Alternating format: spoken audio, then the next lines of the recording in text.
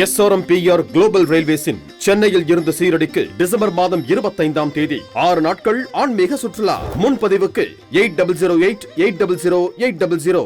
தமிழகத்தில் போதைப் பொருளை ஒழிப்பதற்கு காவல்துறை நடவடிக்கை எடுத்து வரும் போதிலும் முழுமையாக கட்டுப்படுத்த முடியாது என தெரிவித்துள்ள முன்னாள் டிஜிபி சைலேந்திர பாபு, மாணவர்களும் இளைஞர்களும் விளையாட்டில் ஆர்வம் காட்டினால் போதைப் பழக்கத்திற்கு அடிமையாக மாட்டார்கள் என தெரிவித்துள்ளார். போதைப் பொருட்கள் காவல்துறை சப்ளை தான் குறைக்க முடியும். அவங்க ஆந்திரா அல்லது வட மாநிலங்கள்ல இருந்து, திரிபுரா போன்ற மாநிலங்கள்ல இருந்து போதைப் பொருட்கள் வர்றதை பெரிய அளவில் கண்டுபிடிச்சிருக்கிறாங்க.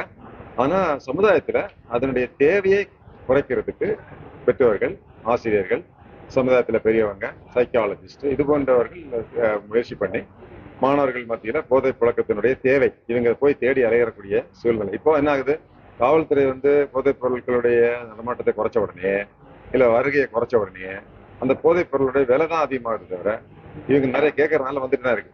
ஸோ அதுக்கு என்ன பண்ணணும்னா, இளைஞர்கள் குறிப்பாக பள்ளி மாணவர்கள், கல்லூரி மாணவர்கள் எல்லாரையும் காலையில 1 மணி நேரம் ஓட வைக்கணும். விளையாட்டுத் துறையில ஈடுபடுத்தணும்.